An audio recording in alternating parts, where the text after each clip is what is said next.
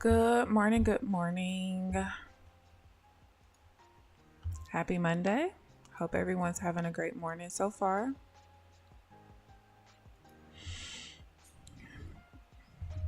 Happy Mother's Day again to all the mothers out there.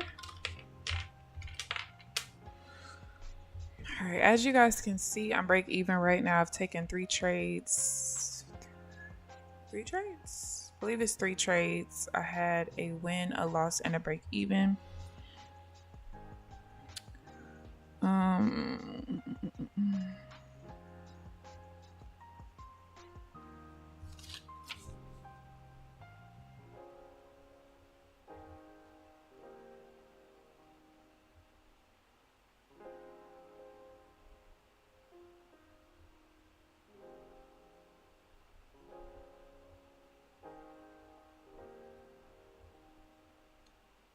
Two, three, four.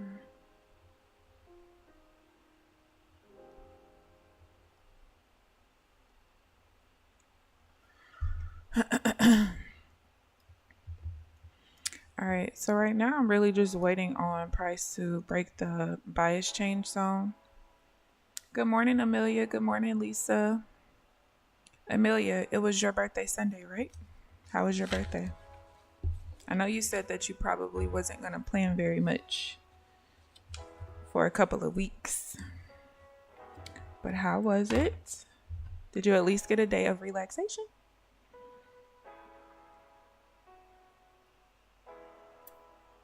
Right now, I'm kind of over here looking. What day is this? 4/29.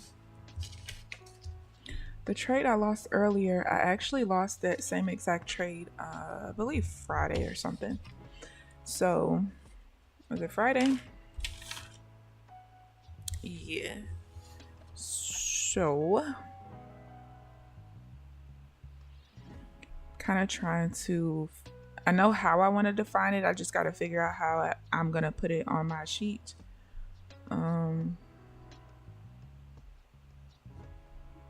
I don't want it to be like that.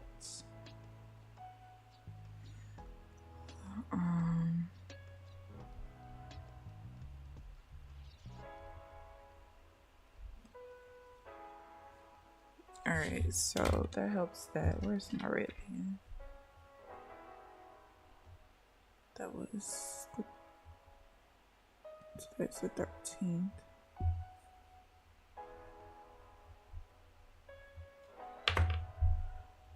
It was good. We had so much rainstorms, thunder. I stayed in and laid around. Thank you. You're welcome. You're welcome. I'm not gonna lie. I have very bad memory sometimes. And so I'm like, I know it was somebody's birthday. I think it was Amelia, but let me make sure. I have really horrible memory. Very, very bad. It's like I can remember certain things, but once it's like out of my mind, it's gone. It is gone. But I'm glad that you enjoyed your day of relaxation. I actually think it's supposed to rain here. I got some errands that I need to run, so depending on how many trades I get today, I might just go ahead and go straight to running my errands and then journal after. I'm not really sure. I'll go ahead and I'll show you guys the trades that I took so far this morning. I feel like, all right, so this was the first trade here. Like I said, I just lost a trade almost the exact same way on Friday. So I wanted to look because I know why I have certain parameters for this, but basically it was a regular pullback, but the pullback to the minor level was weak or whatever. So I allowed two different volume requirements for this setup, but one of them is like kind of awkward compared to how it would be if it wasn't a weak pullback. So I know that I allowed it because of back testing data. However, there was something that I was missing, and basically, yeah, it was missing from this trade as well. So we'll let that go. And then this trade right here was a break even. It came one tick from hitting my take profit and broke even there. And then this was the third trade that actually ended up winning. This buy rotation level was not there at the time. It was only the sell rotation level. So it was just an attempt to start a little minor uptrend, which it did. So got into that. Good morning, Granny. And that trade won, and now we're here. So just been kind of sitting around since. It's very weird because Forex Factory didn't have any news for today. I think there's only news like one day this week, if I'm not mistaken. However, my news indicator said that there was like mortgage delinquencies, I think at 9 o'clock, which was low impact anyway. I was not going to sit out for it just because for me, if it's not on Forex Factory, it typically does not affect my trading anyway. However, I didn't have any setups around that time anyway, so it worked out. If I don't write it down, I forget, I swear. Good morning, Rio. How are you this morning? I was doing like research a couple of years ago and basically kind of figured out that one of the things that I learned in psych, working in psych for so long, is that if you are someone who has suffered from like long-term, like chronic depression, anxiety, like those kind of things, that you have a higher chance of having bad memory. And it's mainly because when you're in like the fight or flight response and just with other like mental health things that you could deal with, because your cortisol levels are so high during those times, when you deal with certain things from a chronic perspective, it can actually change the structure of your brain a little bit. That's something that I learned when I was working for the state. And because we had to take this class, and it basically was trying to teach us why so many like kids who end up in the system and things like that, it's kind of why they have a lot of psych issues, is because they're in a fight or flight response chronically, and the cortisol levels literally change the structure of their brains, and it changes, the chemical, it gives them chemical imbalances long term and things like that. So I was like, oh, well, this kind of makes sense for me because I've been kind of dealing with this since I was like 10, just, dealing with stuff like that. So I don't even understand how I was such a great student, if I'm being honest, because I had over a 4.0. I kept straight A's. Actually, I kept straight A's all the way up until nursing school. And that was only because in nursing school, the grading structure is a lot different, where you have to have an A+ in order to get a 4.0. Even if you have an A-, now you can't get a 4.0 anymore. But I realized it was because I could remember things long enough for me to take the test, then it's gone. Now, certain things like in nursing school, like I just had to teach myself how to remember certain things long term by correlating things together. But like all the stuff up until high school, I only need to know this for the test. I don't care what happened in 1976. I don't care what happened in 1692. I wasn't here. It don't matter. That's my attitude with that. Good morning, Online Safety. How are you? I definitely had a great weekend. Neuroplasty, yeah. I definitely had a great weekend. What did I do Friday? I don't even remember. I don't think I did anything Friday. Oh no, I did. Friday was my niece's first t-ball game, and it was so cute. When I tell y'all, she is going to be a natural athlete. I was very surprised because her brother is 6. He played t-ball last year, and I could tell he wasn't very interested because you know how little kids are. They get in the dugout, and next thing you know, they see other kids playing outside the dugout. So now they want to go out there and play when you should be sitting in here. So he was kind of like that a little bit. So we were like, yeah, I don't think he's interested in this. But my niece, she didn't come out the dugout not one time. she actually was getting mad, like when the ball got hit her way and one of her other teammates grabbed the ball. She was not happy. She was like mean mugging, like, that's my ball and I'm supposed to be running this over to the face. But it was so cute. So I did get on camera her first hit of her very first t-ball game ever. I think I also recorded her when she went around each base, because she did make it home. And then I think I wasn't able to catch the first time that she got the ball and ran it to a base. I caught the second time though. And I think only the second time. I don't think I caught any other time, but it was a nice little time. And then Saturday was her little brother's 3rd birthday party. So we had it at this place called KeAmber. It's amazing how some of these kid play places just make so much money and ain't nothing up in there. They just had like this real big, I think it was probably like 2 or 3 stories like worth of play area or whatever, but it was like scrunched up in the back. So it was just like kind of like a straight up thing. It wasn't very, like, it didn't have very much depth to it, but it had a couple of slides or whatever. So my big kid ass, me and my sister both went up there. At first I was like, I'm not going up there, I have a bad back, I'm tall, I'm 5'10", y'all, I can't be bending down and squeezing up into some of these places, okay?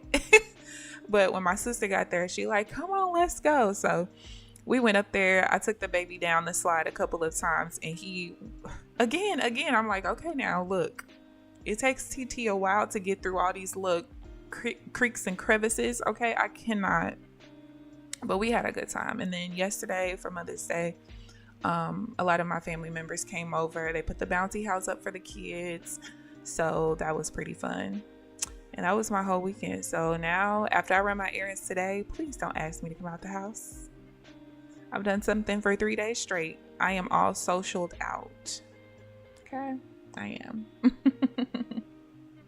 Neuroplasticity. Good morning, Applejacks. How are you this morning? But yeah, it was a lot. Then my nephew, so he was upset because we didn't want to go back up there. So he tried to go up there by himself. Got lost. I'm like, y'all, do y'all know where the baby is? They look up there. This boy is up there crying because he can't get out. So my sister goes up there to try to rescue him. He's crying, running away from her. Talking about, I want daddy. She like, but I'm up here to get you. He just crying, running. She was like, okay, well, you gonna be stuck up here then. So she was able to finally get to him and take him down the slide. So then he got up there again and he knew his way around by that point. So he went straight to the slide. Now I'm sitting here like, I know he is not finna come down this slide by himself. It was a pretty big slide, y'all. And so he sat at the edge of it, looked around, and was like, so he got back up. And so I was trying to call his name, but it was pretty loud in there. So there was this little girl. She had to be maybe like 10 or something, 8 to 10. And so he was trying to get her to let him sit on his lap so she could go down because that was the way he was going down. Baby, she looked at him and kept it moving. She went straight down. So I had to yell. I'm like, your TT is right behind you. Your TT is coming. So he had to sit there because he was too scared to go. I knew he wasn't going to go by himself. But he had him a good old time, though. And we all did. It was pretty fun. It was. So now I got 2 months before the next kid birthday party. Because they all have back-to-back birthday parties or birthdays. So. But then my birthday is next month. I don't know if I'm going to do anything. I haven't a clue. I don't know. Bought a back massager over the weekend. Best idea ever. Thank you. You're welcome. I'm happy that it helped. Yeah, I could tell by the way you was describing it. It was probably a muscular issue. And like I said, you just don't want to re-injure it if it is some kind of like minor tear or a strain or something. But definitely when you have muscular issues like that, you got to take care of it because it is not fun. Not fun at all. All right, when was the last time I took a trade? 850. Okay. And I just realized these aren't up.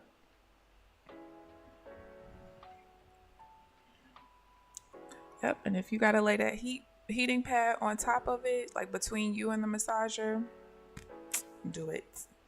Do it, do it.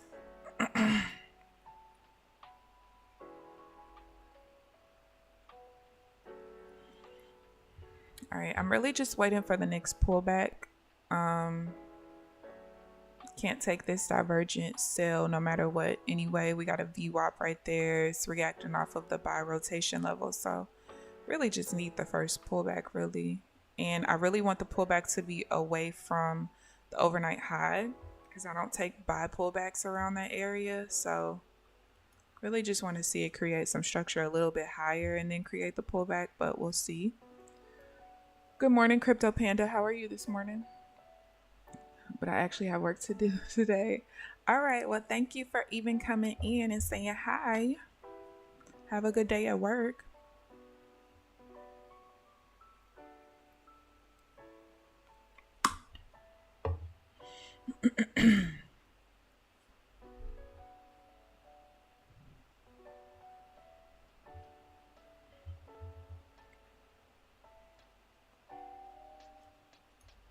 All right. Like I said, no, not interested in this pullback.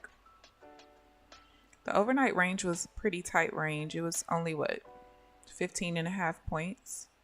So definitely want to see it kind of move away from here.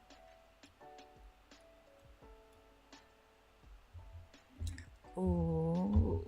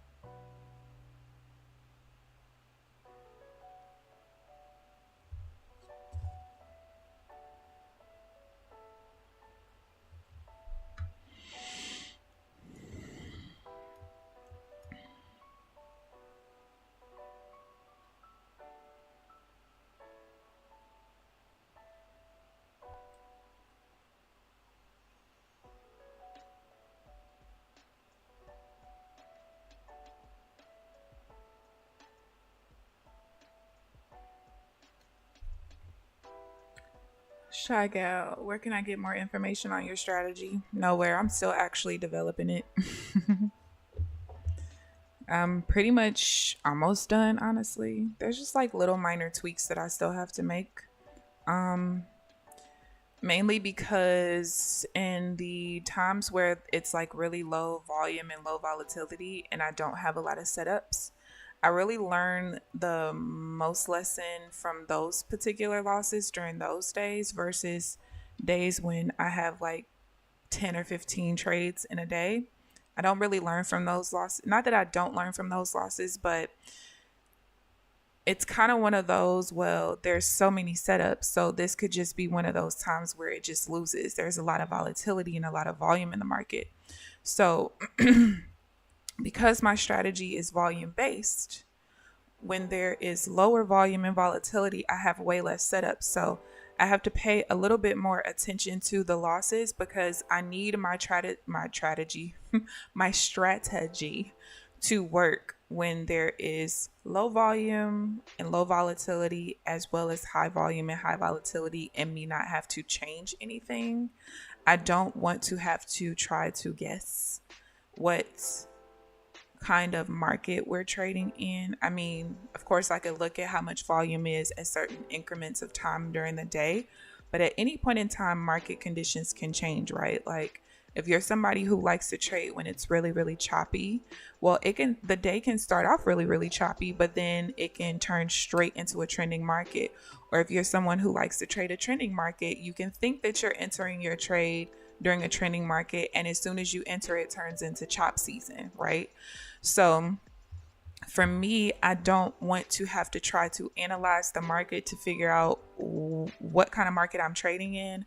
I just rather have a strategy with very clear, concise rules where no matter what the market conditions are, the strategy will end up working out. So at this point, I've kind of been at it for about 2 months. Well, really since I've been on YouTube, but with the volume-based strategy, it's been about 4 months now, and I've been on this particular Renko setting for 2 of those months. So I really only count the last 2 months because as I changed Renko settings, volume requirements changed for the strategy as well. So a 16 tick chart is kind of like the sweet spot for me. At one point I was on a 20 tick chart, which I did really like, don't get me wrong, but it's like in the slower markets, asking the market to reverse 40 ticks, and then I'm going for like it has to reverse 40 ticks for me to get the reversal bar in the first place. And then I'm asking the market to go another 20 plus ticks in my direction in order for me to win the trade. That's cool in a high volatility market, but when it's low volatility, that's asking for a lot. So I went to a 12 tick chart at one point. That works great when the market is slow, but when the market is fast, it's moving so fast I can't even read anything.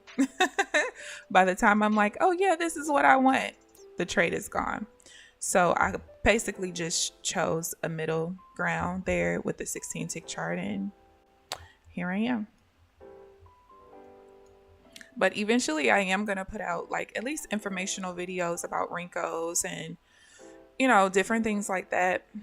Honestly, I still don't know if I'll ever teach my strategy, if I'm being real.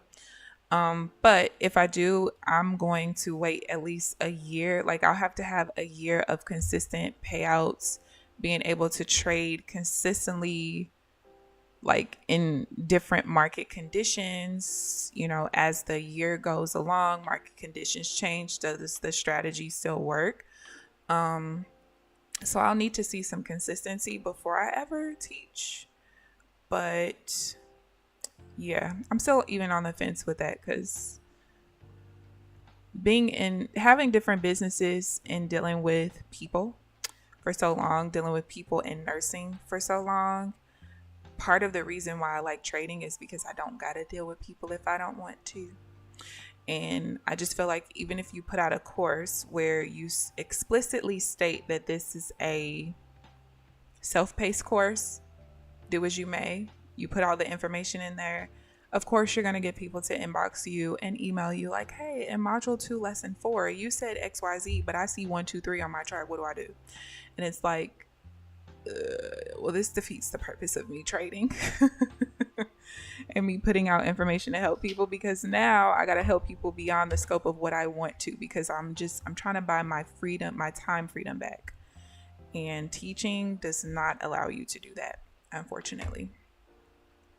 So we'll see. We'll see what happens. All right, so I'm really wanting to see the next pullback, see what we get.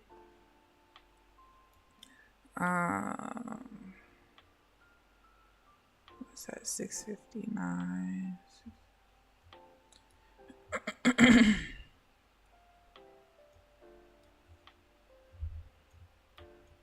But I do trade basically 3 different types of pullbacks and 2 different types of divergences, essentially. It's basically all I do. And I always enter at the close of a reversal bar. So I always know pretty much ahead of time if like a trade is going to be valid or not. Like I know I can't take this divergence trade because we're pushing off of a buy rotation level right there. So now I know, like, I'm just waiting for a pullback. And once the pullback happens, then I will know if I'm going to get into a trade. I also typically know how far I need the price to pull back before I'm looking for an entry. So it's very concise rules. You're a nurse too?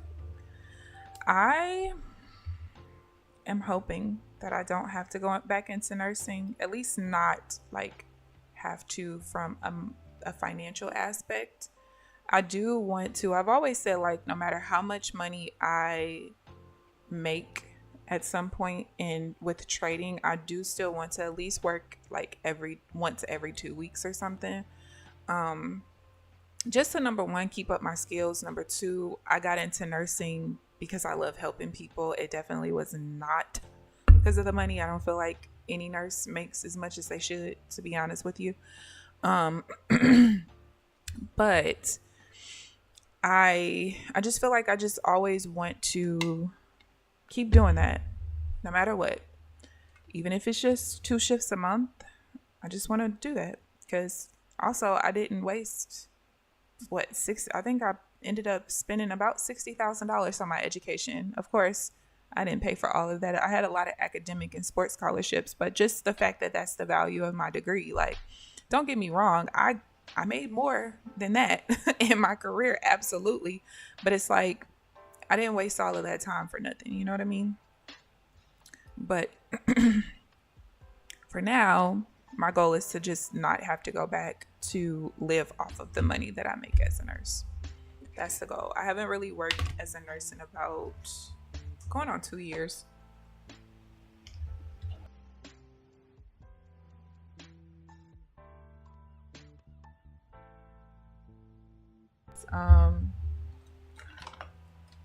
I feel like ever since the pandemic,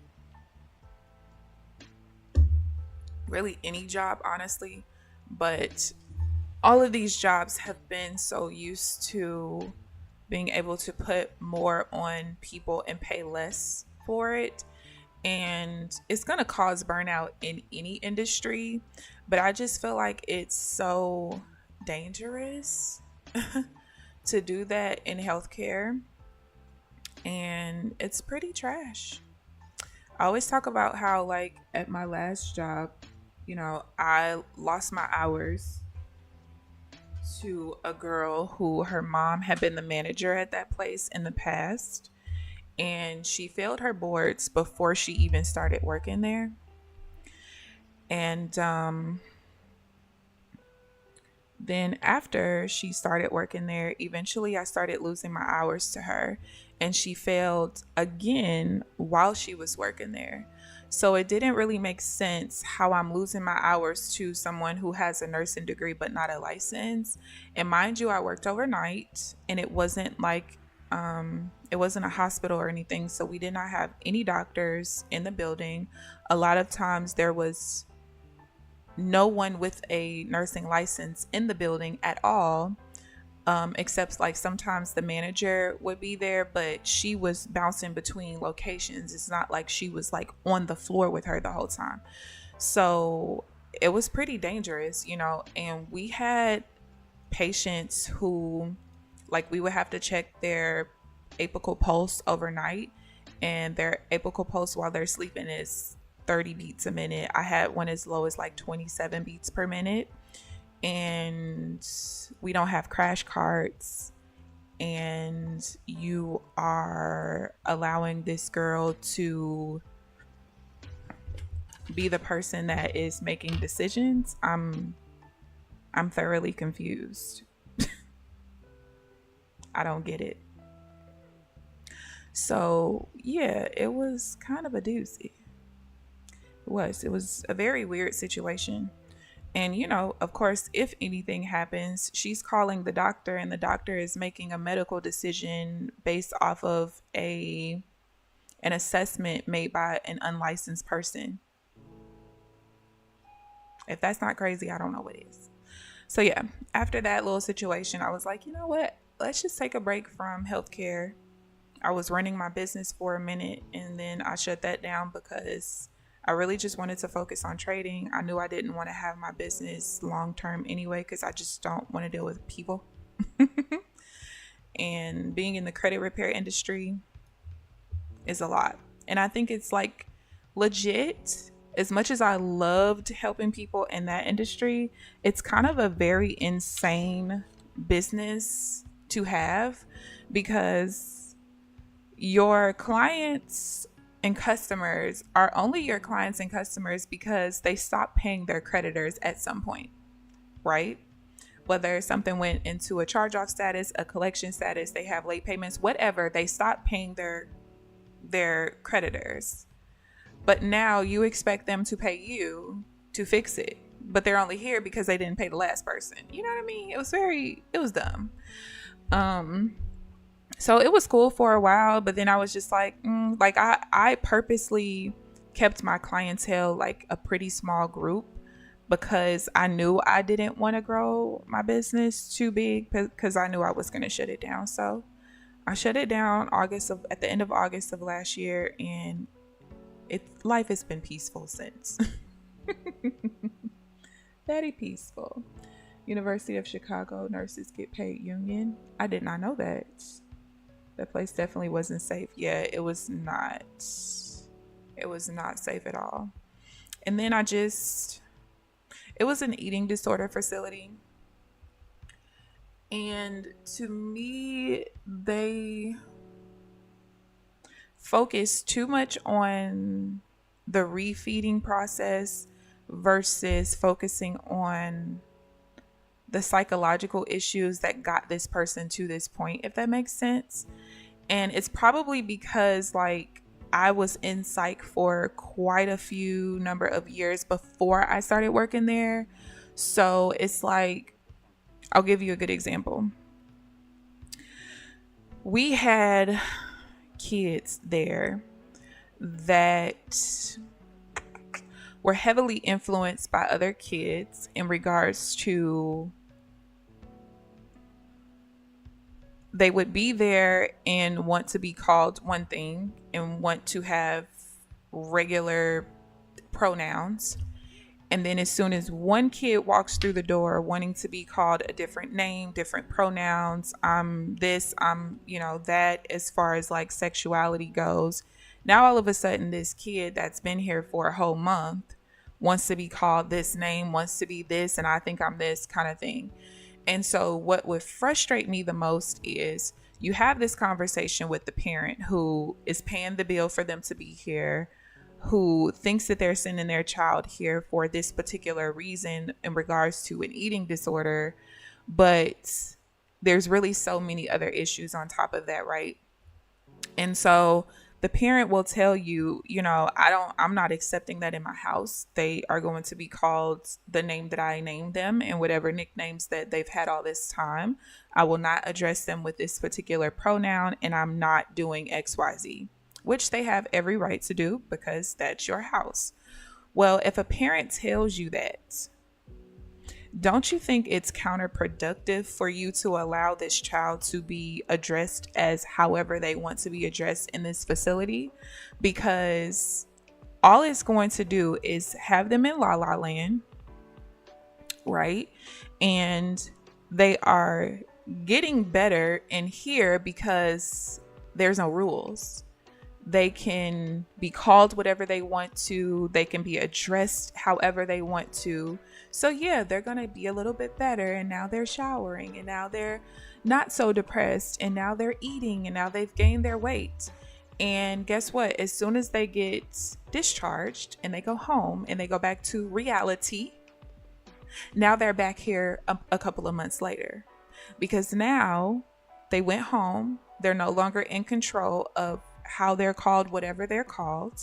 Now they're upset because they have to live within their parents' rules, and now they're not eating again, and now they're back.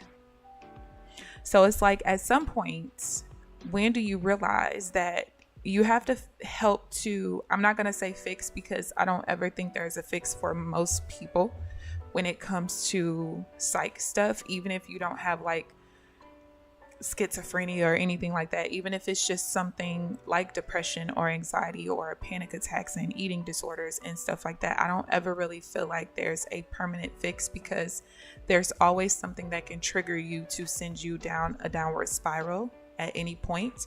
And it's just about what coping mechanisms have you learned, are you willing to use at any point in time to keep yourself from spiraling again. So it's like, I would just get irritated with that. Mainly because why are we allowing children to dictate anything? I don't get it. I just don't get it. But yeah, there would just be certain things that I just didn't really understand.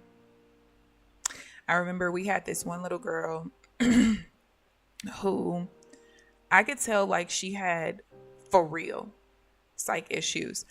But the majority of people who worked at that facility, that was their only psych experience. And I mean, it is still psych, but dealing with like acute psych or like long I worked in long-term care facilities, medium security jail, basically. Like I did that kind of psych. Like, so because that was most people's first psych experience, they weren't really taking this girl serious and not understanding how dangerous she could be to herself and to staff and to other people, to other patients there. So when I got there, I was like, why is she here?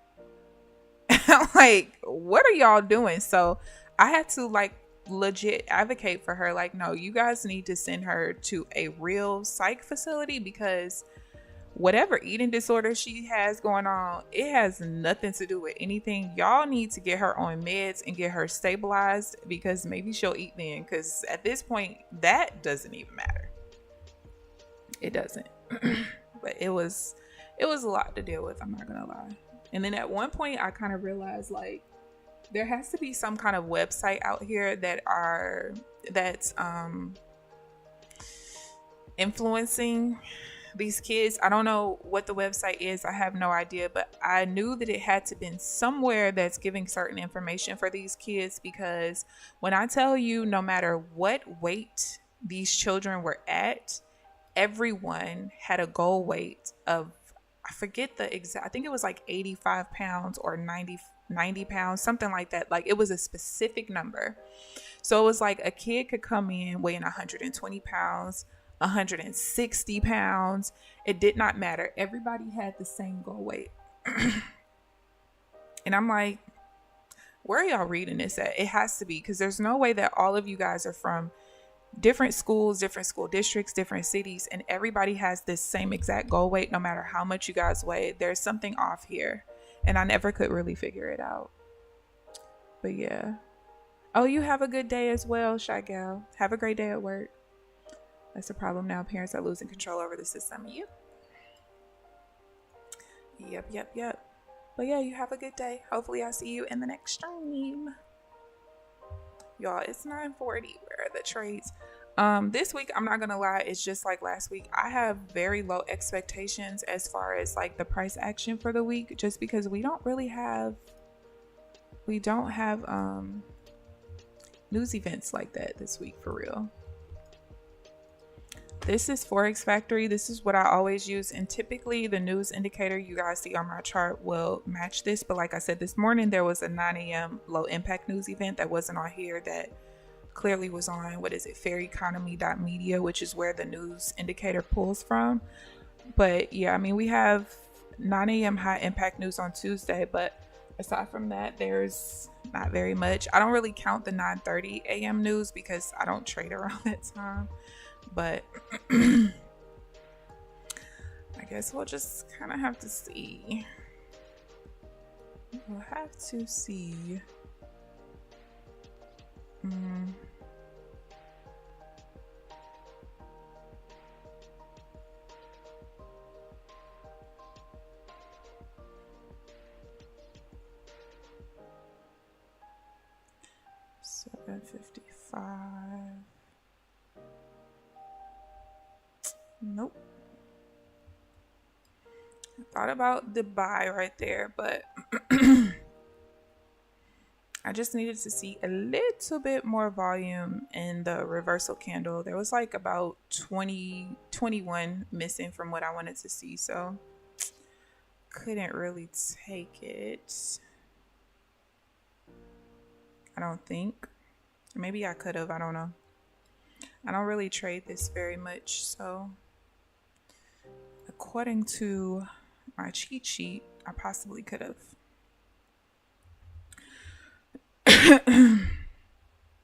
So I'm just gonna mark this as go look at it again, because who knows. I don't really like the way my levels were kind of out of order too, so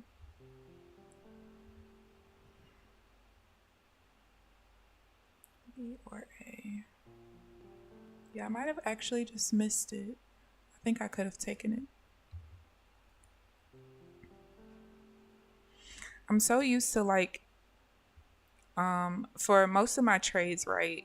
Most of the divergence trades, except this one. This is the only one where I it's not like this, but whenever I'm pushing back towards any kind of level, I want the volume of this candle to be a certain way and compared to this one, and it wasn't. But for this particular divergence pattern, it doesn't have to be, because I can still compare it to the previous reversal bar that went in the same direction. So I think that's just a clear miss.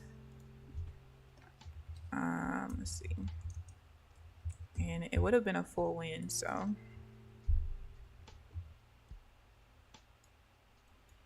I just genuinely sat out of it because I do forget that that rule is a thing for that one. So on to the next. Let's see.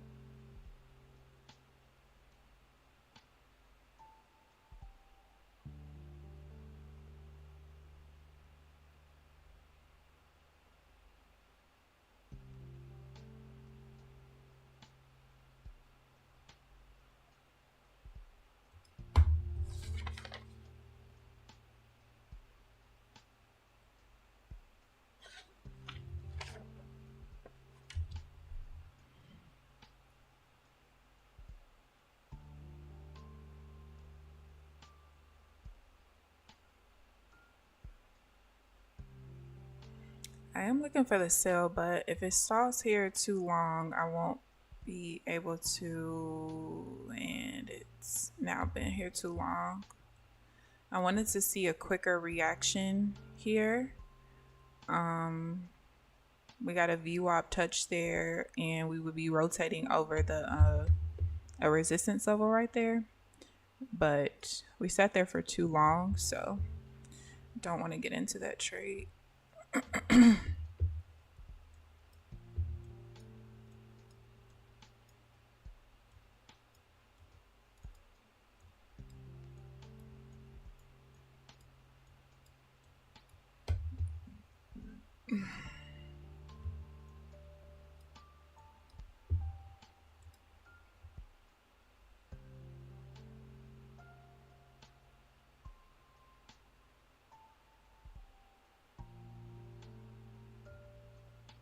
There's a zigzag change.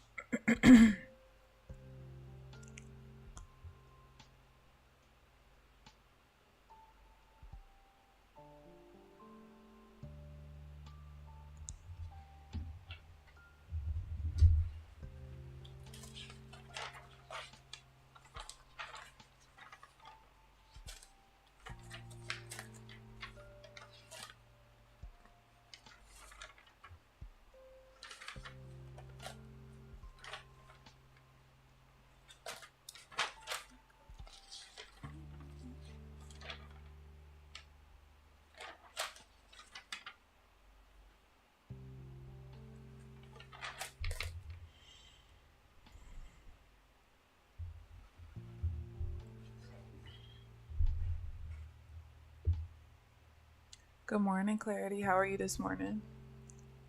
All right, I've done enough to keep my job. How's the session treating? Apple Jacks. It's cool so far. I did kind of miss this trade right here. Just genuinely,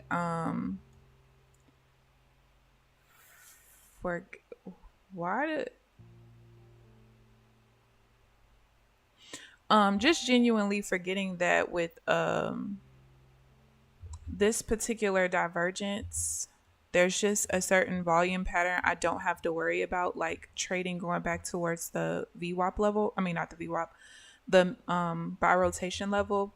Like typically in certain most divergences, I want the volume of this candle to be more than this one if we're pushing back towards any kind of level. But with this particular divergence, I don't have to, according to my cheat sheet. And I just genuinely forgot that. I mean, I really looked at it and just, I don't know, I just looked at it like, okay, whatever. But yeah, I don't have to. So I just missed out on that win. The loss that I did have right before I got on the stream, I'm pretty sure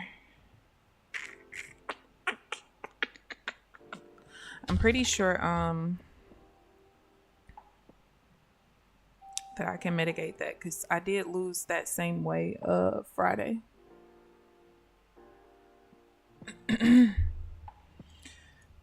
So, and I actually want this to be so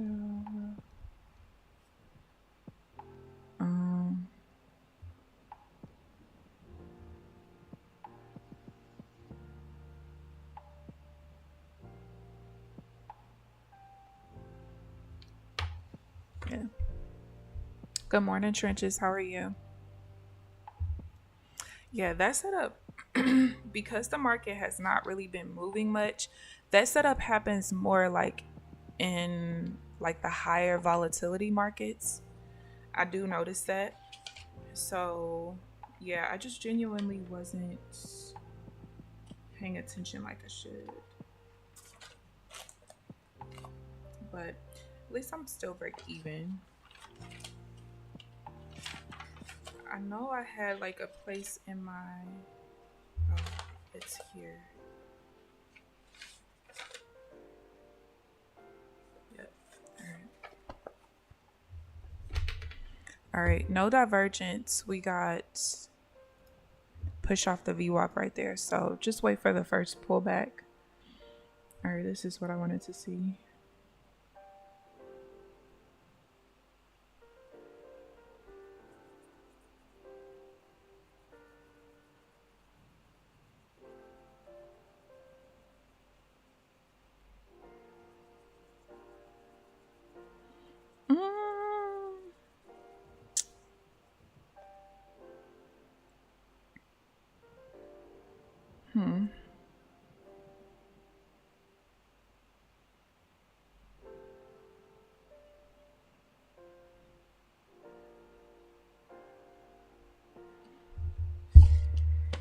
All right, wait. Maybe.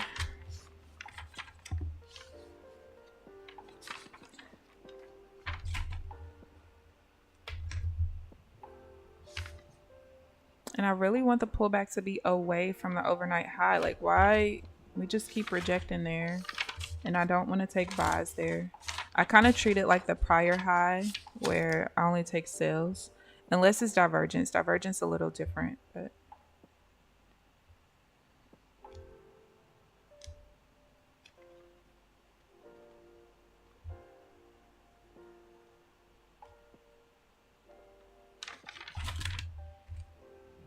Trenches, how's trading going this morning?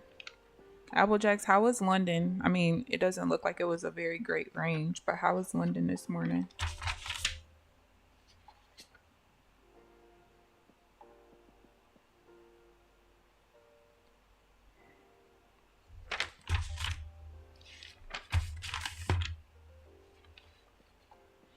Trying to see.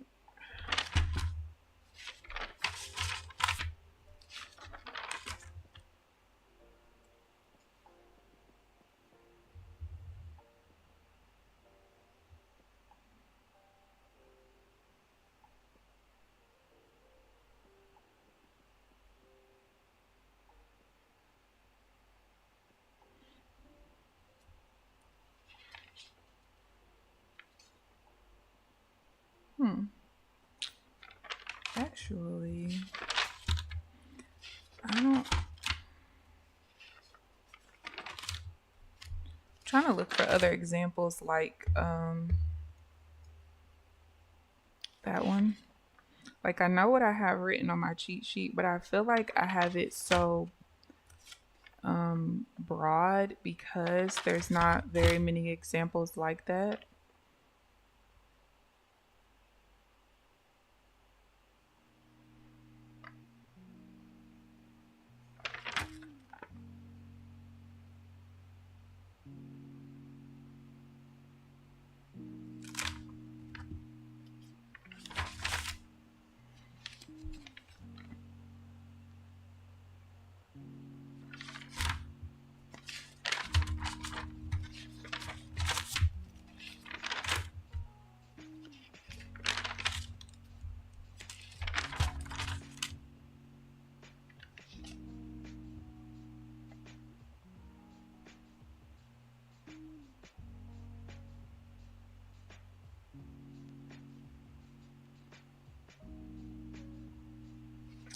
I actually don't. So actually, I'm gonna chalk that one up as I don't really know. Because I'm looking at all the data that I have starting from the first week of March. Oh, here we go.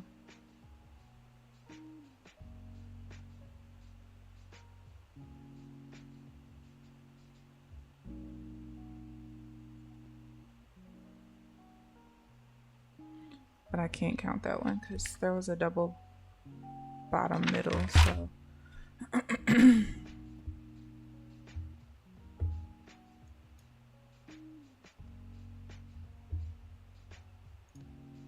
can we get some movement, please? I woke up, looked at it, and went back. Like, nope, this is not what I'm looking for. At least you didn't force anything. Especially like with the way last week was, and then coming into this week and it already starting off like this, it's so easy to just get so frustrated with the lack of price action that you want to just force something, really. So easy to do that. Yeah, I don't really have examples of me and it could be that I just, because sometimes when I'm journaling, I try to pay attention to every reversal and make sure that it's not anything like where, oh, I didn't used to trade this way, but now it's valid, it's cool to do. I try to do that, but I don't know if I just never really had very many examples of this, or if in the process of it setting up and me journaling, I just automatically wrote it off because the volume of this candle wasn't more than that one. I don't really know. So I am going to write it down in my missed/didn't take section when I journal, but yeah, I don't know. I guess I'll just kind of have to see.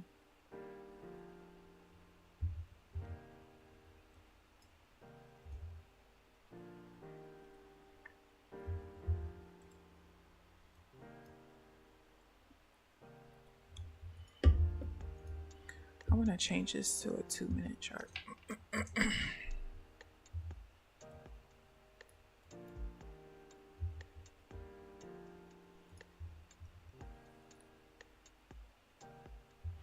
I just hate when days are like this because it just makes for a very boring stream. Like, yucky.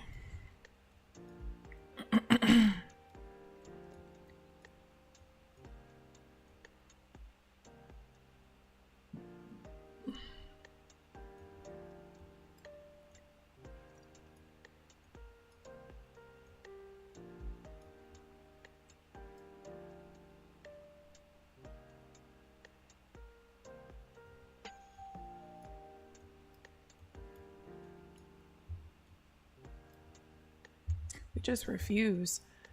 And the crazy thing is, you guys,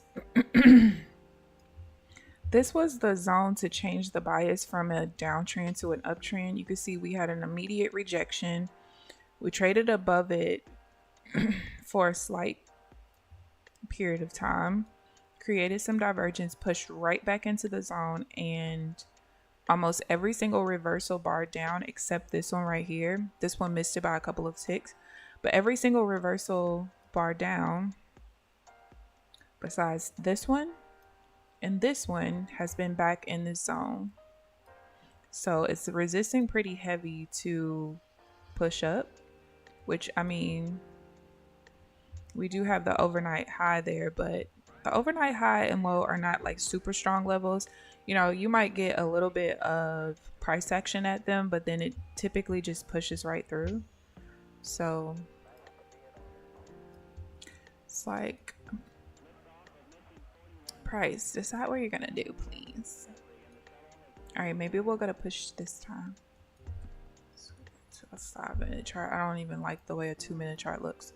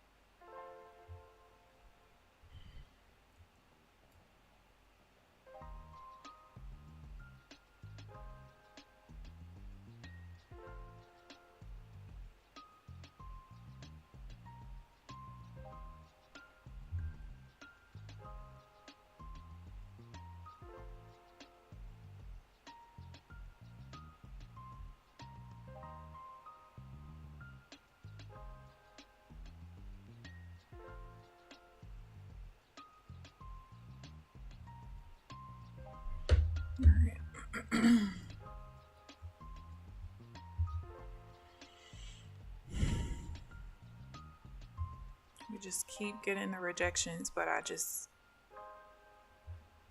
it's rejections that I can't really trade though. All right, it's 10 o'clock. Wait, why is my do not disturb turned off at 10 instead of 11?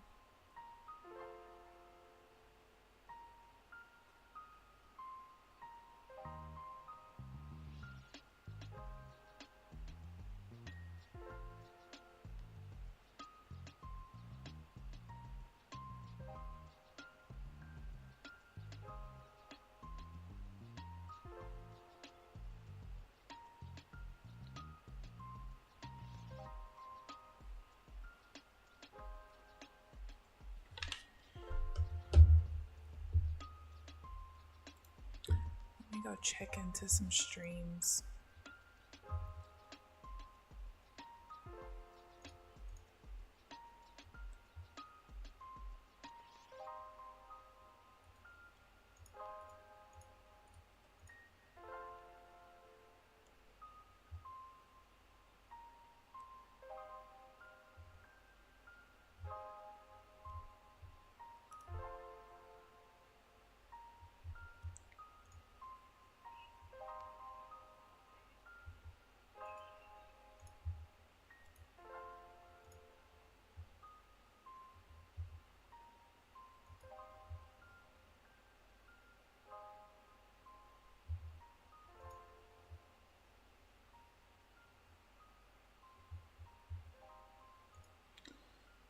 I forced so much last month, a waste of my brain space.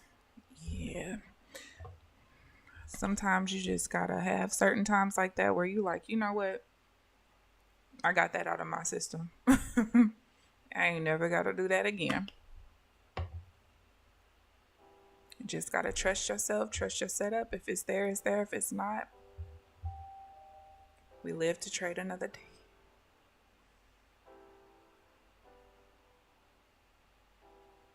Oh, this market is oogly oogly.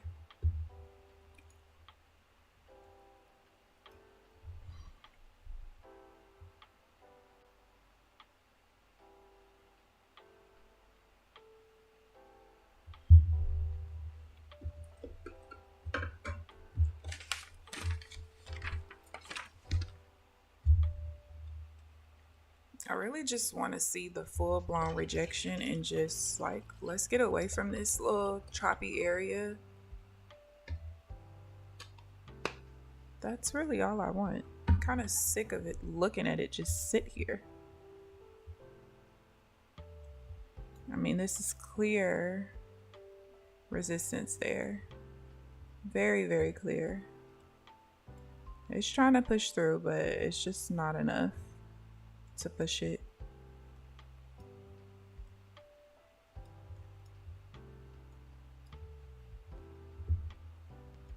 So let's just reject, go the other way, and go on about our business.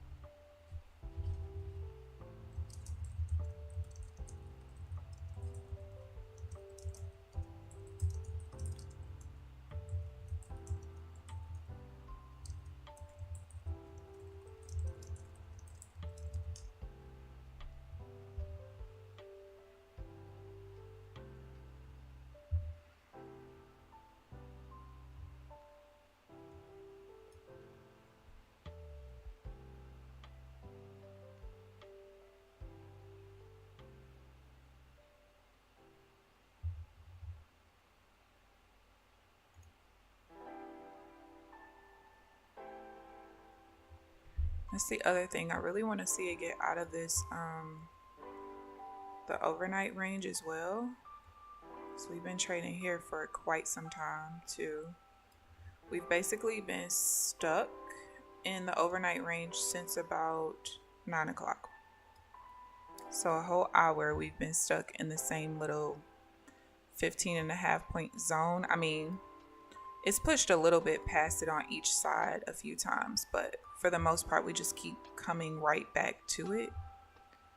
And of course, we get the 10 o'clock lag, which I don't even understand why there's a 10 o'clock lag today, because there's no price action. There's no reason to lag.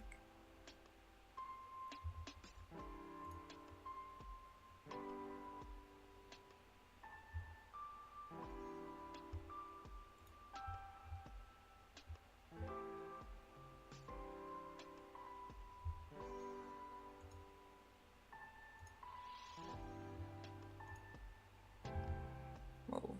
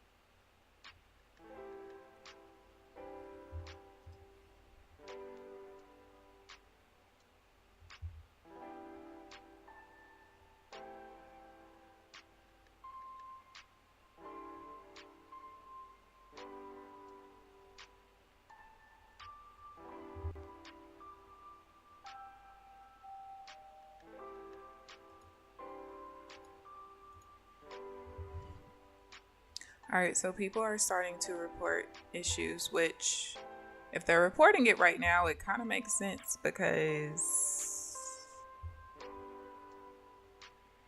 this extra little weird lag, it's kind of weird. But aside from that, people are saying that they can't close their trades. People are complaining about Tradeovate and Rhythmic. No, or is it only Tradeovate? Let me go look. So I think the person that I saw say something about NinjaTrader, they're also using Tradeovate.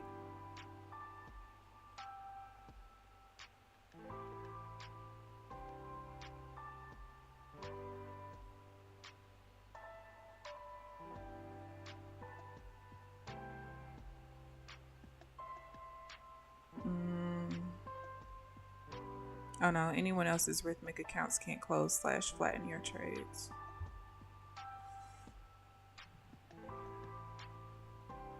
Looks like that there's issues today. We're just gonna move on and take it as a day off. Good luck to everyone else trading. Anyone here using Sierra having problems? Alright, somebody tagged me in a post. It got deleted.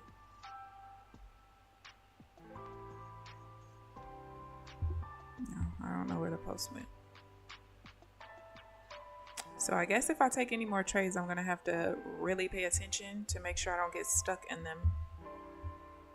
I mean, after 10 o'clock, there definitely was a lag. Even me like scrolling my charts like this, I'm just literally scrolling left to right, and I can see the data lag is increasing. So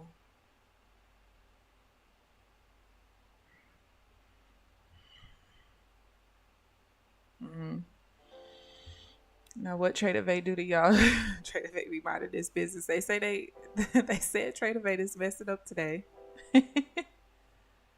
This is just garbage for my trading. My Rhythmic just closed the trade, but it's a sim account. So there are some issues. Like normally I do typically when there's high volatility, I will get like some lag around 10 o'clock, like right after 10 o'clock. And it usually lasts for anywhere from like 7 to 10 minutes. Just kind of depending. Sometimes it goes as far as 15 minutes. But definitely after 15 minutes is fine. A lot of times when people are complaining about issues is at a time where I'm not even taking trades, so I can't even attempt to see for myself at all.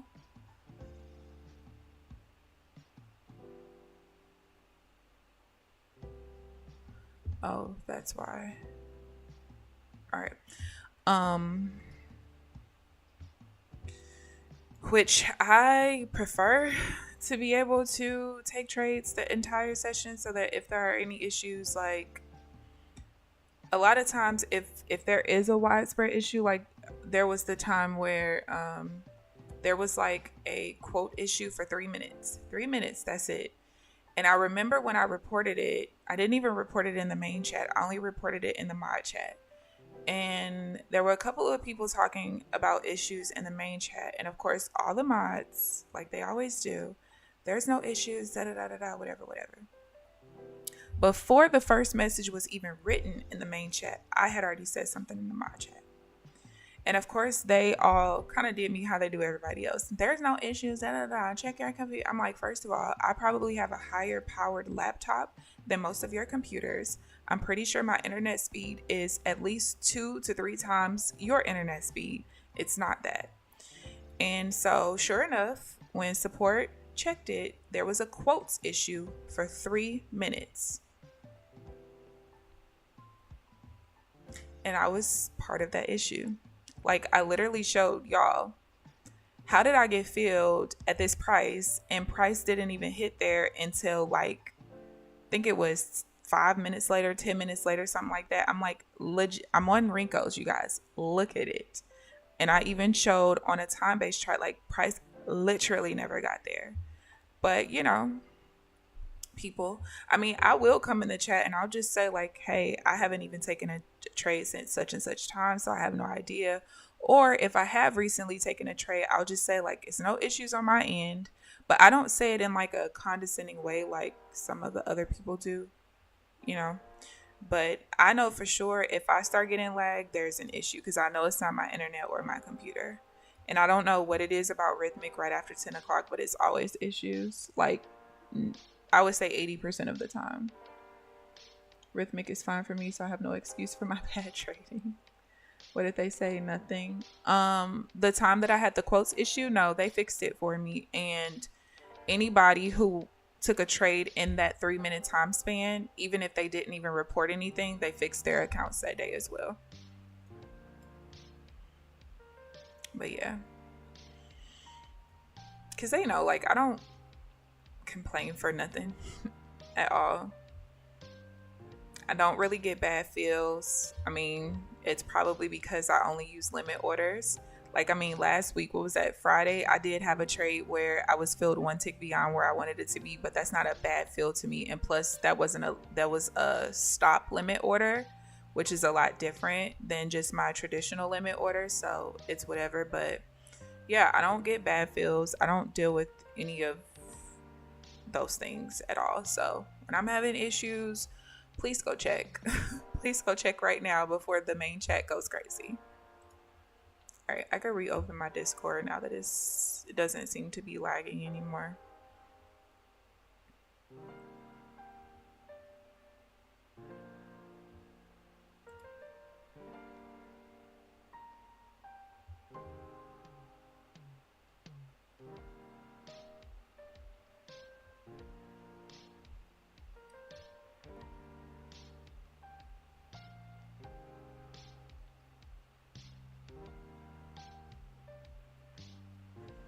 I was pressing buy like 4 to 5 times, 3 to 4 seconds apart. Nothing was getting filled.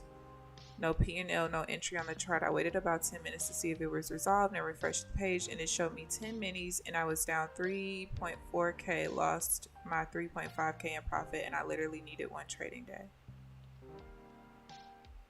Okay, but you pressed buy 4 to 5 times. Like, if of course, I don't trade this way. Y'all know I use a chart trader to just enter for me at the close of a bar. But if I press buy and nothing happens, why would 3 or 4 seconds later I click it again? And then 3 to 4 seconds later I click it again. And then 3 to 4 seconds later I click it again, to do it 4 times.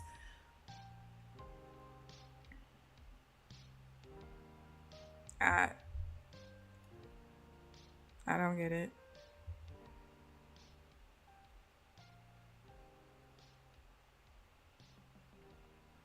I just don't get it.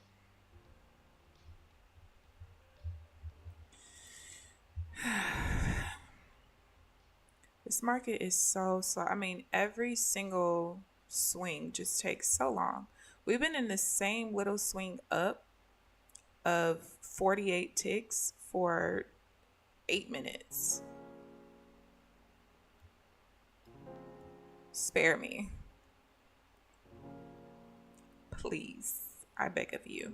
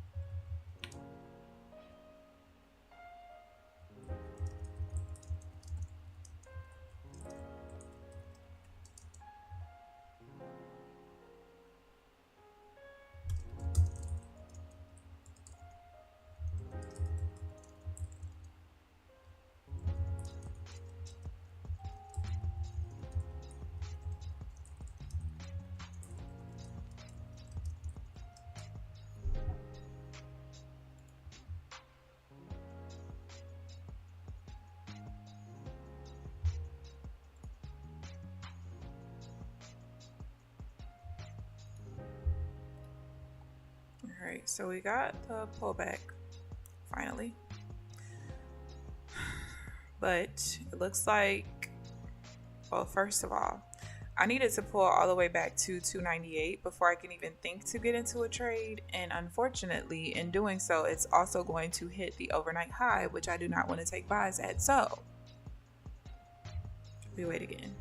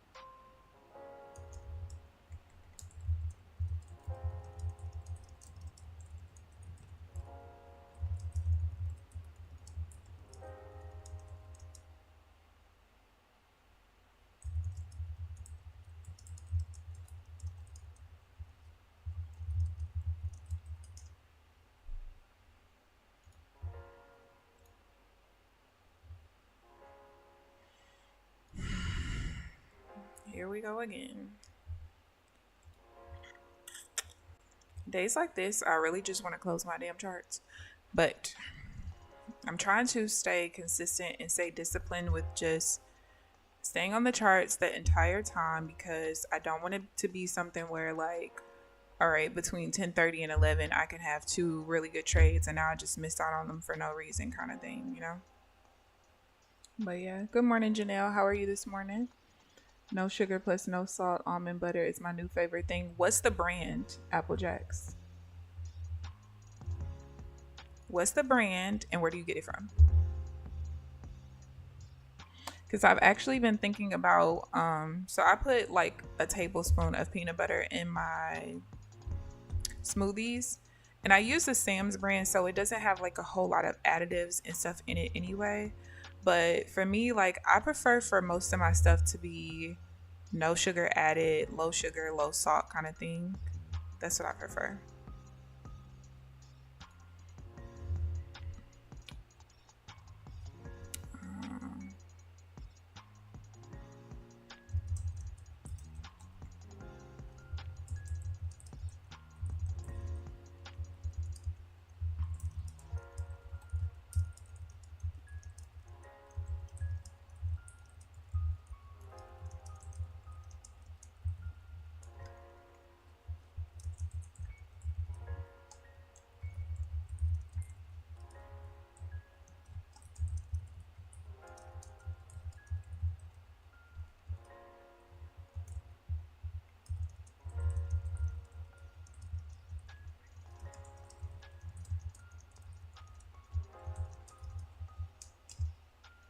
Arnia Market Basket.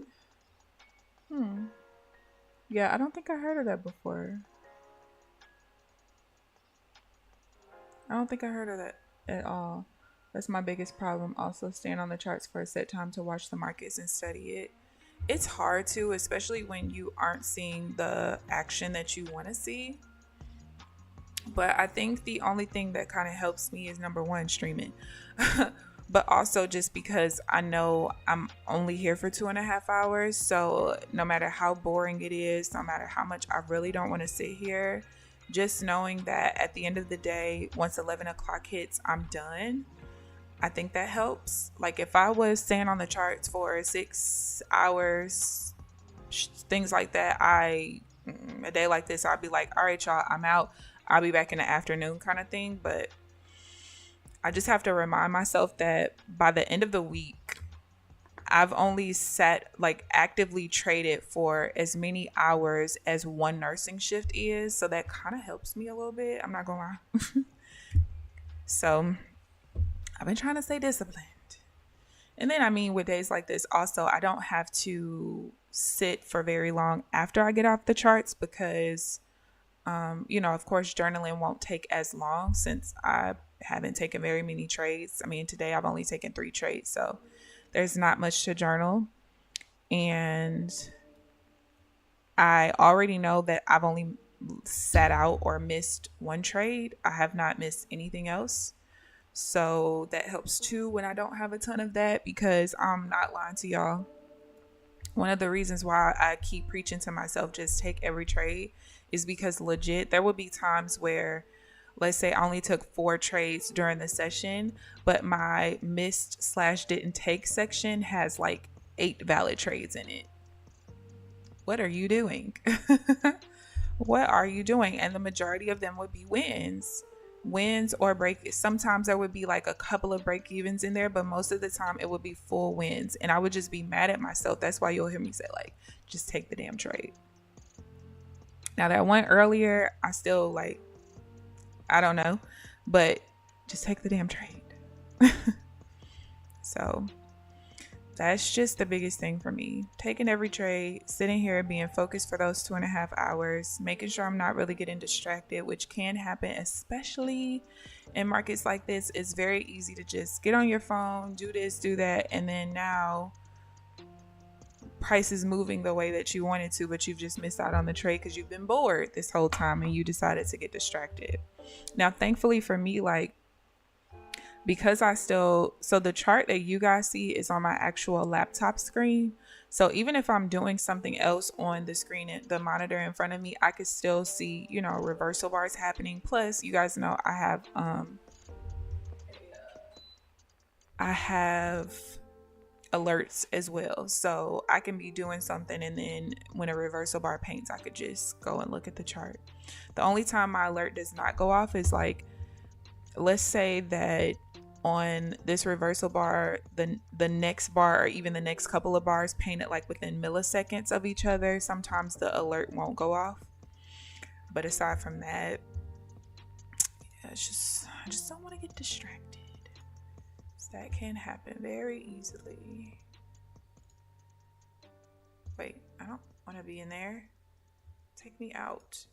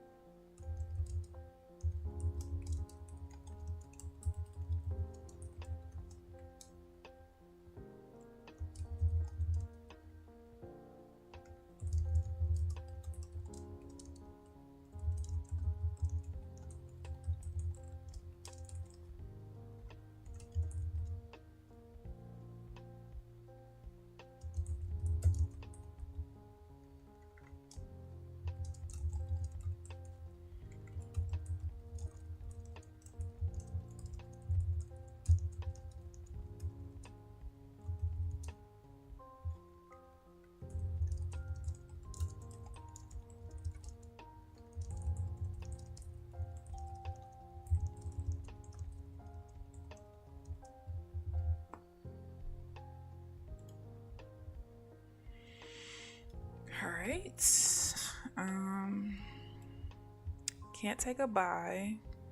I feel like until we like truly break above the overnight high or break below this zone, it's gonna be really choppy.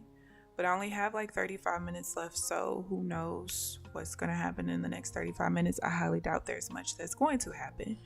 So if I end break even, that's cool.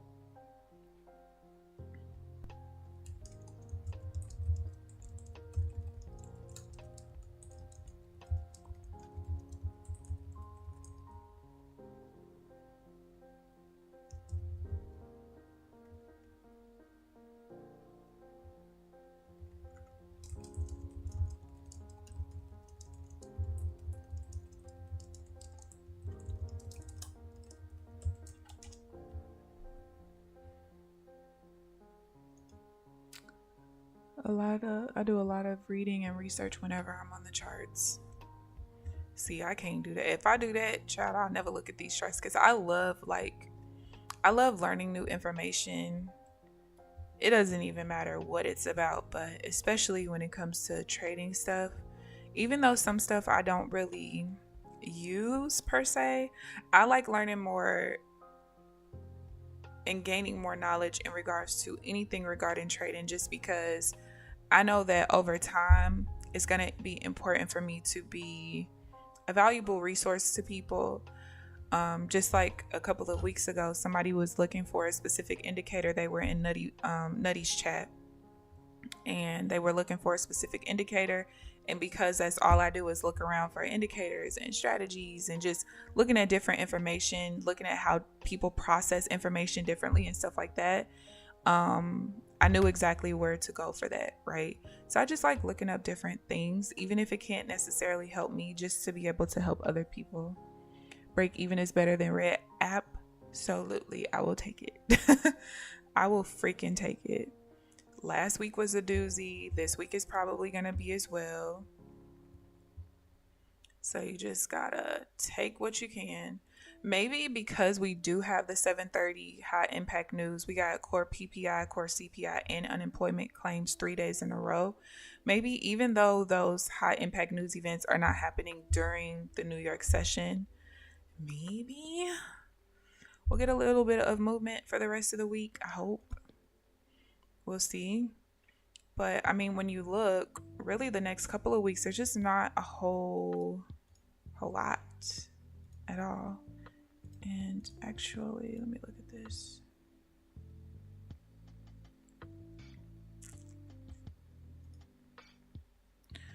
Ooh, you know what? Wait, it's not 9:40. Hold on, y'all. All right, there we go. 18. Ooh, I just realized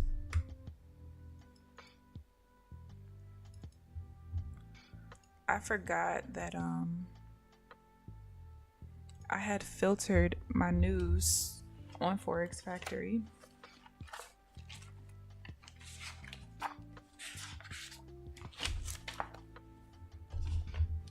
I'm just a little slow. All right, that one's fine.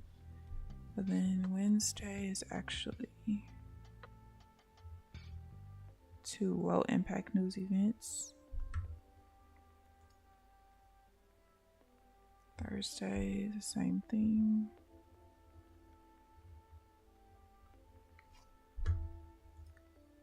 Friday.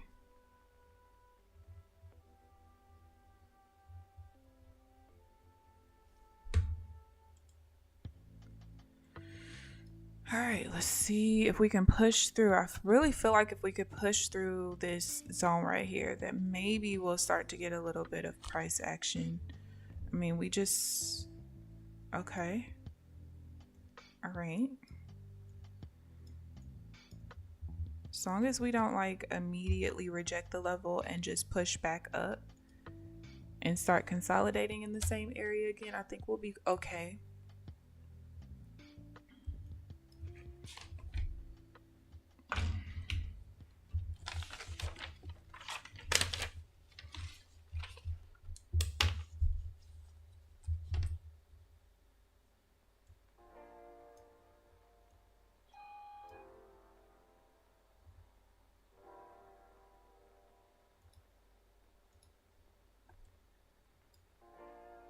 I was looking for the rejection off of 268.75, but the zigzag is green now, so I don't want to take a sell. We ain't took out Friday's high or low yet either. It's suspicious. Whereas, so the prior high is 348, the current high is 336, the prior low is 188, and the current low is 228. Definitely inside. Let me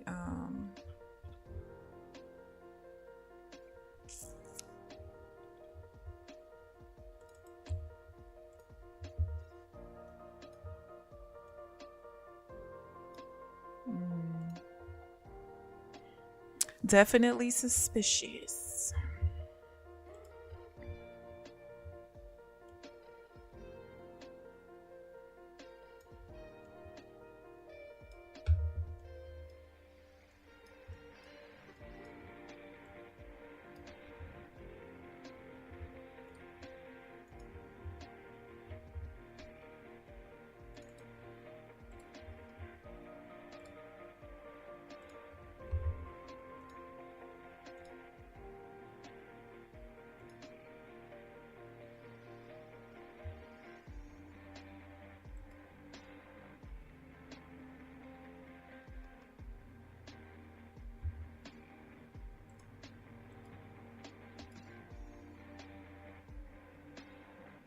Oh, he was in a buy.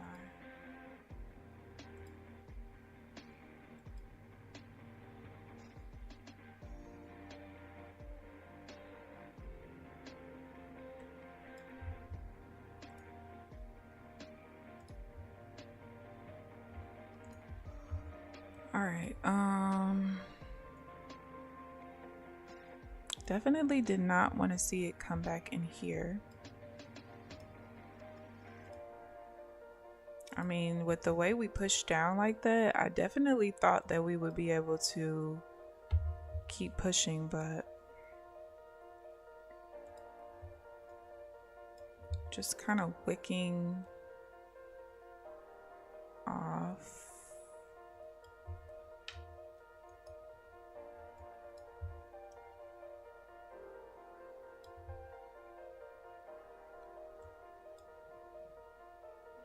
This was an area of support at like 320 this morning.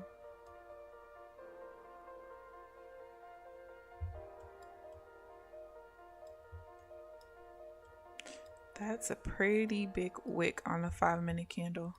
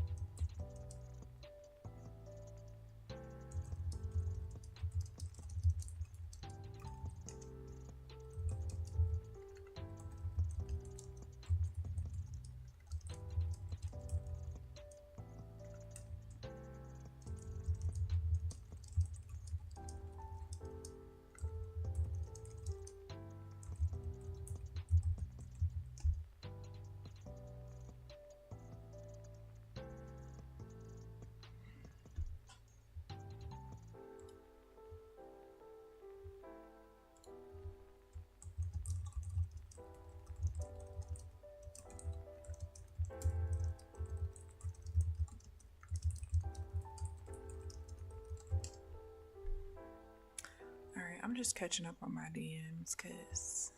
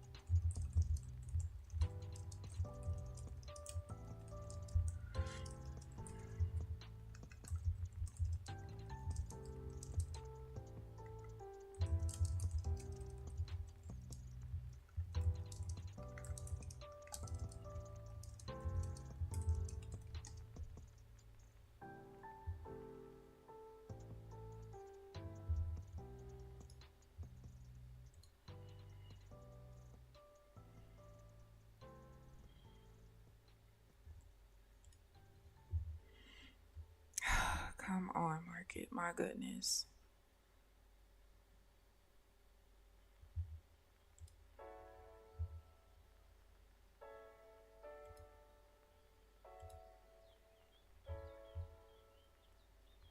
All right, I cleaned up my DMs.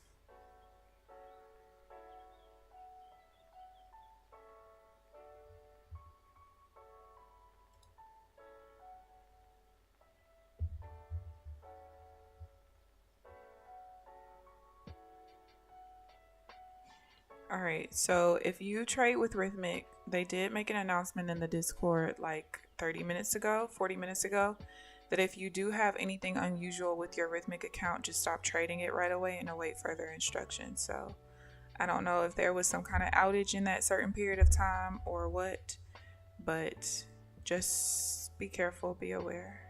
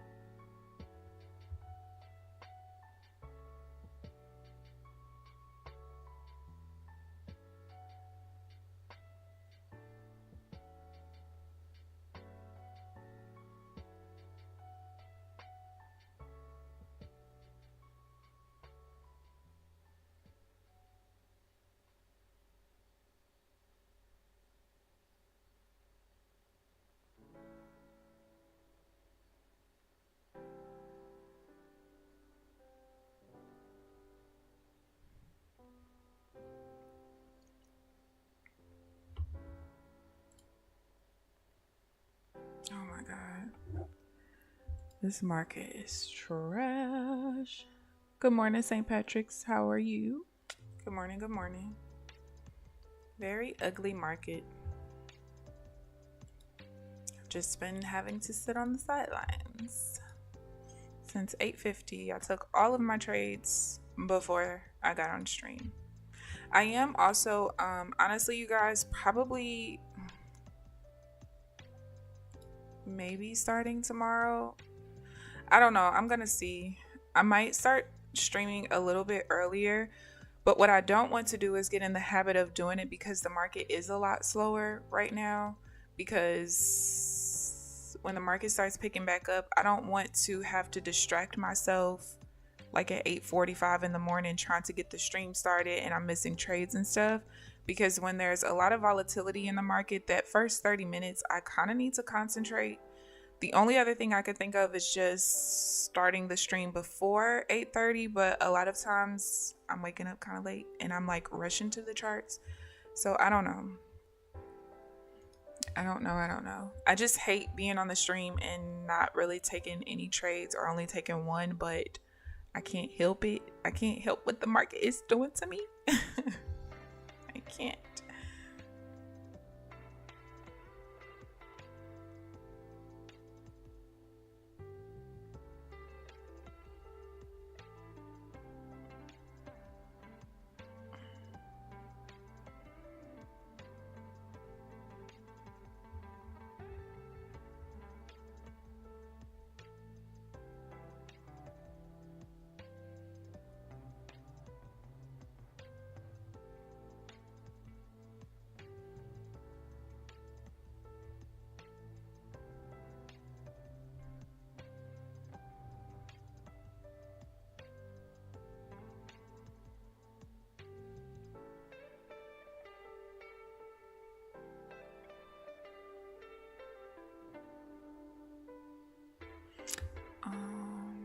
Wait, what was that?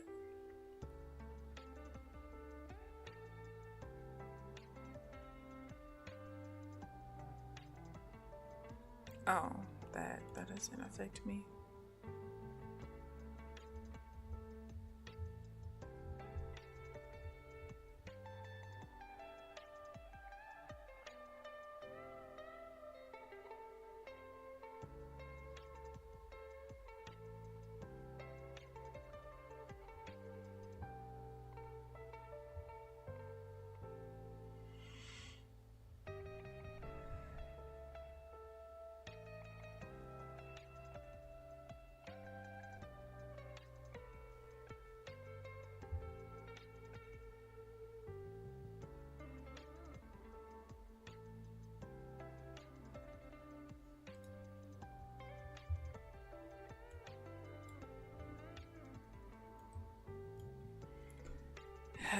Yeah.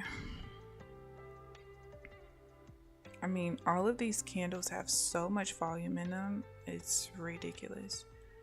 There's 2,300, almost 2,400 volume in this candle. This currently has over 2,400 in it. It's insane. I just want to see one halfway decent move. Just one, please. Please, I beg of you. That's all I want.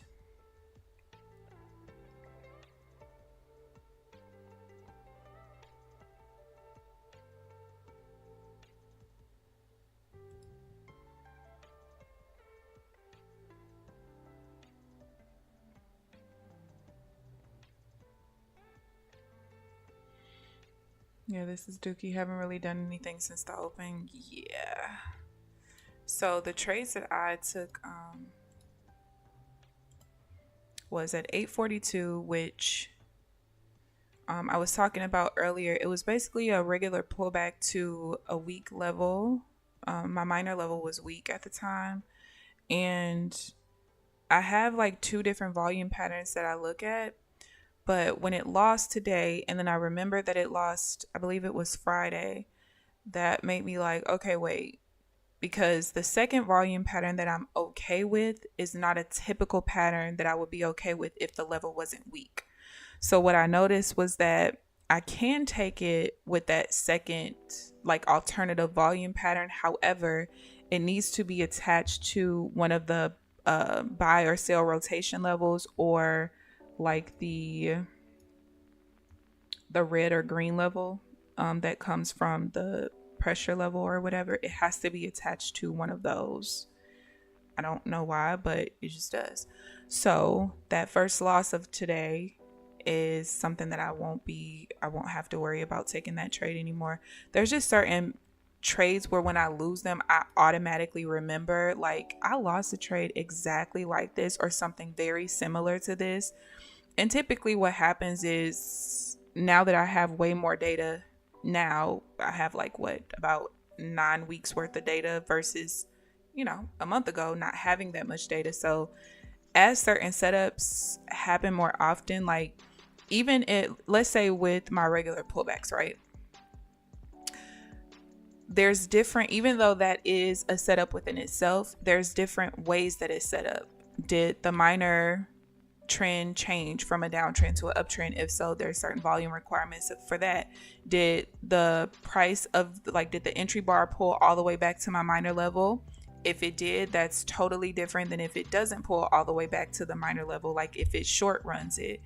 If we're reacting going back towards a new higher low, that's totally different. So within the setup, there's like 4 or 5 different ways that it can set up, and I'm looking for something different each time, basically. So if it pulls back to my minor level, I'm looking for a different volume pattern than if it front runs it, kind of thing. So that's why sometimes I don't have enough data to really know, and my rules will be a little bit more broad because it might not have set up that exact same way, but maybe 5 other times or something like that. So yeah, I just remember, like, no, I lost the same way Friday, and really all of my losses last week I was paying a little bit more attention to because we didn't have very much price action. So I wasn't getting a lot of trades. So now the losses mean a lot more. Like if I have 15 trades in a day and I lose twice, those losses don't mean as much as if I only had 3 trades like today and one of them lost. Now it's like, okay, was it really supposed to be a break even day, or is there something that you need to look at a little bit more in depth? Because the way that you are able to trade in a lower volatility and volume market, like I want to be able to trade that, but I have to make sure that my rules for the setups are much more precise. And yeah, it's going to take away some wins sometimes from higher volatility markets, but I'm okay with that. I'm okay with that as long as it just averages out to me preventing way more losses than wins. That's what's most important to me. Price is trash. I've taken no trades today. Break even and flat, so much better than red, because this is like really whack. I'm not gonna lie. Really trash. It's actually pretty sick, because what the hell is this? I don't understand. I don't understand at all. Oh, he got off. Like, why am I watching the same person twice? But yeah.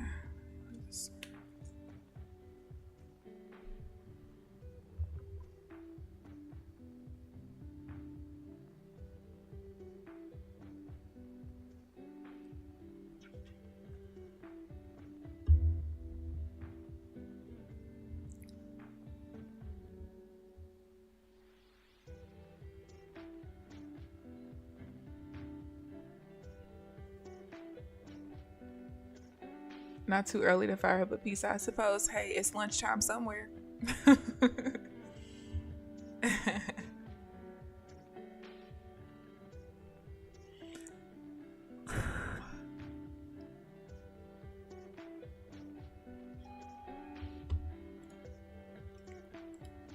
This week is gonna be worse than last.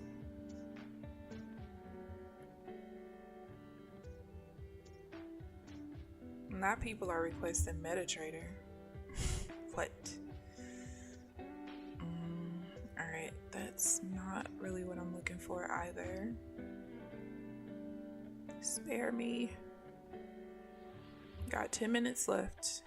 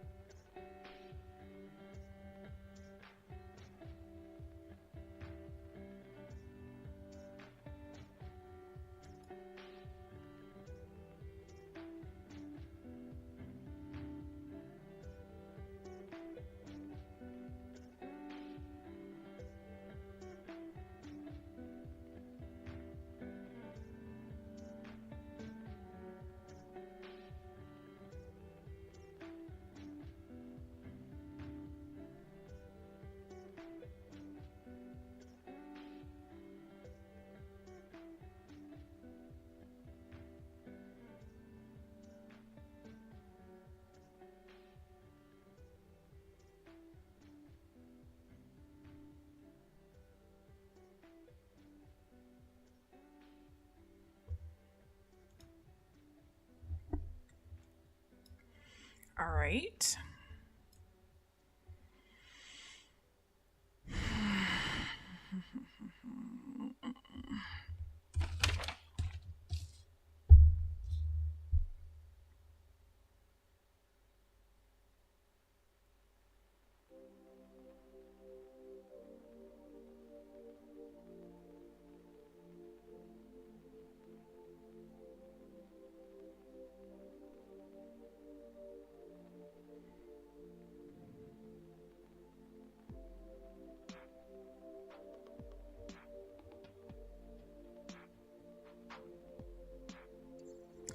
This is such a weird area.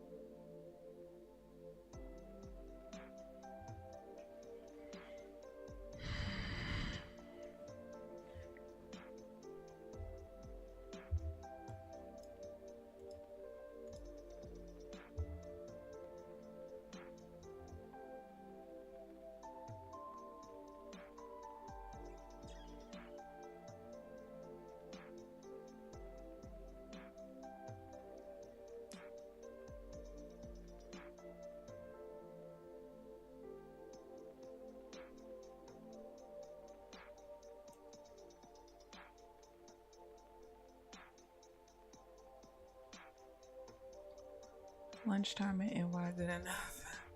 Seriously.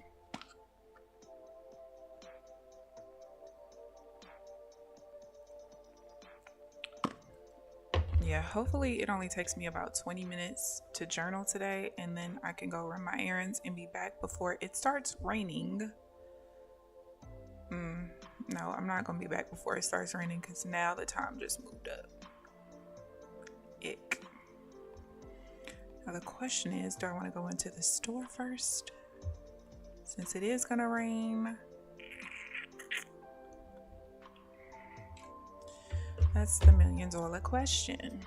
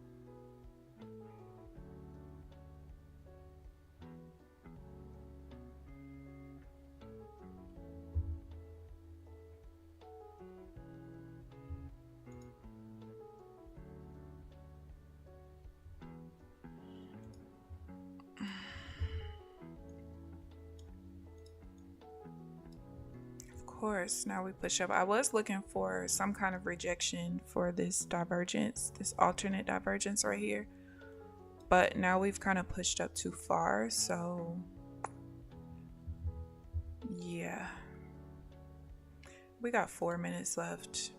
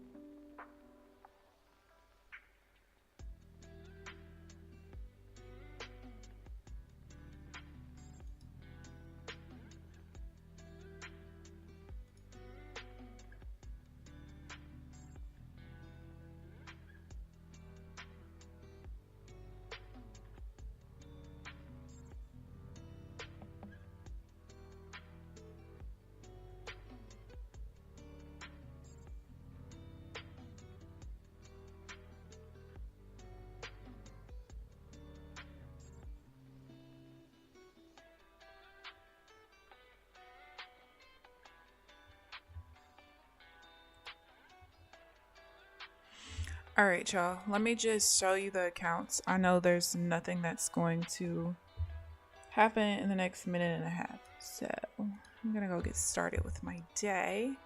So ended up basically just being up a little bit, but once you subtract commissions, I was down just a couple of dollars, which, you know what, on a day like today, we will take it. So I took 3 trades. I got a win, a loss, and a break even. There was 4 trades taken on this account. It was actually an accidental entry. I was trying something on my sim account, and I don't remember if the button was still clicked for the close bar entry or something when I switched back to this account, but thankfully this is not even my leader. So I actually, oh my god, hold on.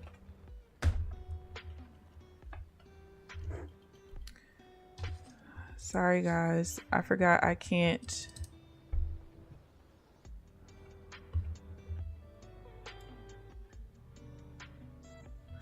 I forgot that I can't